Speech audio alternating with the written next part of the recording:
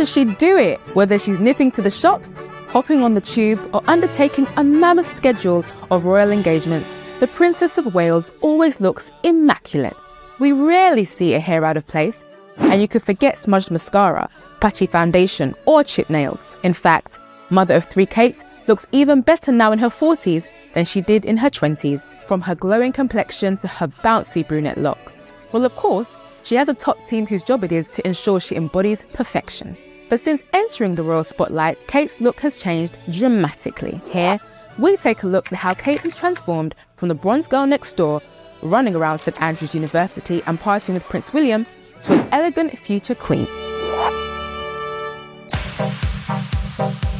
As a young woman in her 20s, Kate embraced the carefree and natural look with her signature heavy eyeliner. She kept in fantastic shape thanks to her many sporting passions, including rowing and hockey. And before the future royal turned to designer blouses and dress coats, she was usually seen wearing a smart blazer teamed with a tea dress or jeans for a more casual look. Her natural brunette locks were left loose, cascading past her shoulders in waves. And if she wore foundation, it would be very light coverage with some very subtle pink lipstick. The turning point came ahead of her wedding to Prince William in 2011 when she was aged 29.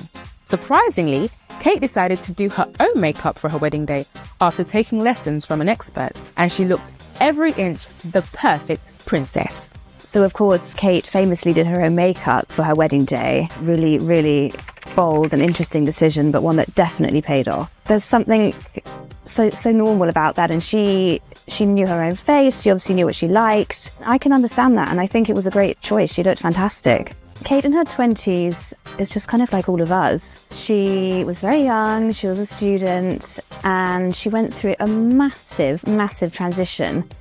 All of us go from that transition from student to working, etc. But she went through something so much bigger, from sort of nobody to one of the most photographed women in the world. I think she did it with great ease and elegance. There's a real sort of transition, I think, when you see her at university, in her jeans.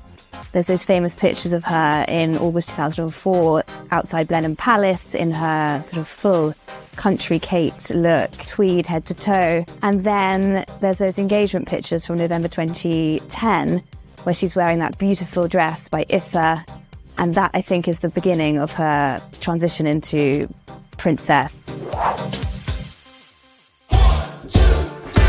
Kate's wedding marked the beginning of her huge transformation. As well as entering her 30s, she was adjusting to life as a newlywed, as well as her first years as a working royal. Her makeup became more defined, subtle, and elegant. And it was during these years that Kate began to adopt her signature bouncy blow-dried hairstyle.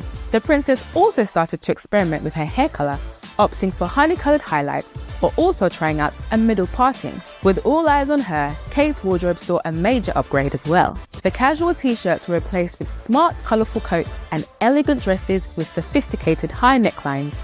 Kate's 30s are when she's in classic Kate mode, the things that we know her really well for, those coat dresses by Catherine Walker, who's a London designer and was actually Princess Diana's one of her favourite designers. We see her in a lot of Alexander McQueen, of course, who she also wore on her wedding day. A lot of her tour outfits are by Catherine Walker and Alexander McQueen. She wore a lot of both of those designers on her tour to Canada in 2016, as well as Jenny Packham. Lots of coat dresses, lots of skirt suits, the classic sort of look we think of when we think of Kate. Fast forward to the 2020s. Kate's look has continued to evolve, becoming more regal and more stylish. Her glossy hair and stunning wardrobe is the envy of many. We now frequently see her wearing trouser suits, elegant Catherine Walker coats, and bold designer blouses. She has swapped her clutch bags for more mature top-handle bags as well. And during the King's coronation in May, she looked every inch a modern royal in her stunning tiara. Kate has also abandoned her dark circles of eyeliner, opting for a flick on the upper eyelid instead.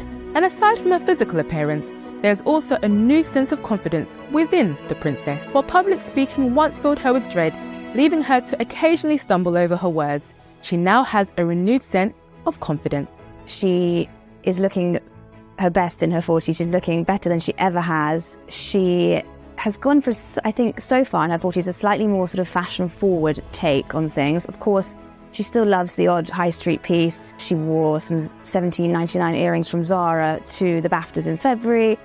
She wore some Cézanne earrings as well recently. You know, she loves a high street piece, especially a high street accessory. But generally, her outfits in her 40s have been by some really high-end designers, sort of a step above those that she was wearing in her 30s. There's still, of course, a lot of McQueen. There's also a lot of Alessandra Rich, who's become one of her absolute favourite designers. She's worn her for lots of important moments in the past couple of years. Alessandra Rich is an Italian-British designer, known for her sort of vintage-esque silhouettes. She does a great sort of power shoulder. She's also worn several pieces by Roxanda, a bit more of a sort of high fashion Kate in her 40s, which I'm loving. If you enjoyed this video, please subscribe for more royal content.